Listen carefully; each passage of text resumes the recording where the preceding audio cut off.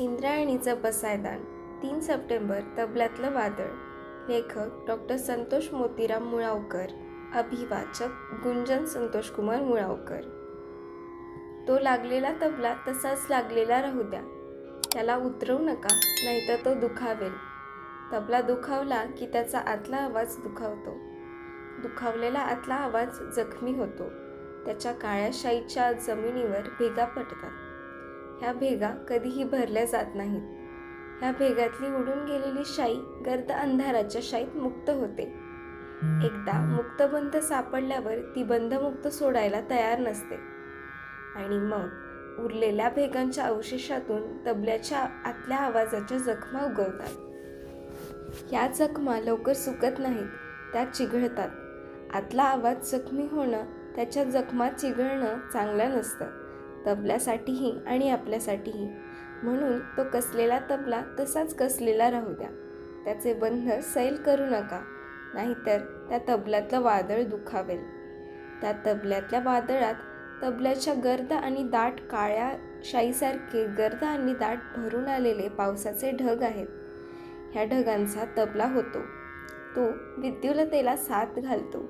त्याच्या हाकेला चमकदार ओह देत त्याच्यावर विद्युलतेची चपळ बोटं नर्तन करायला लागतात. त्या नर्तनानं तबला धन्य होतो आणि विद्युलताही. विद्युलता तबल्यातला तबला जिवंत करत राहते. आपल्या कडकडातलं सर्वस्व तबल्याला देत राहते. तबला आपले सगळे ताल अनुतरंग आणि ताल अवतरंग विद्युलतेला देत राहतो. आपल्या आत्म्याचा आतला आवाज विद्युलतेत भरत राहतो. ह्या आवाजानं विद्युलतेतलं नर्तन गाजत राहतं आणि ह्या नर्तनानं तबल्यातले ताल अनुतरंग आणि ताल अवतरंग गरजत राहतात.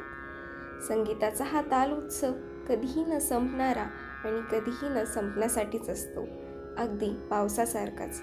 म्हणूनच तो कसलेला तबला तसाच कसलेला राहू द्या. त्याचे बंध सैल करू नका, नाहीतर त्या तबल्यातलं वादळ दुखावेल. त्या तबल्यातल्या वादळात भन्नाट वारा भरलेला आहे. ह्या वाऱ्याचा तबला होतो. तो झाडांना साथ घालतो.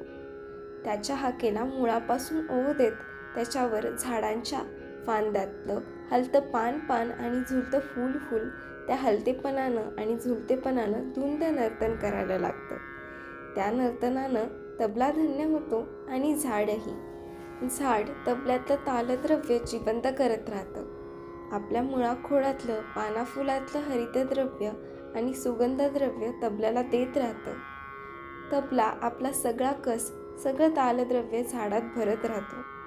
ह्या तालद्रव्यानं झाड भिरभिरत राहतं आणि झाडाच्या भिरभिरण्यानं तबला थिरकत राहतो आणि मग झाडाचा तबला होतो आणि तबल्याचं झाड. तो लागलेला तबला तसाच लागलेला राहू द्या. त्याला उतरवू नका, नाहीतर त्या तबल्यातलं वादळ दुखावेल.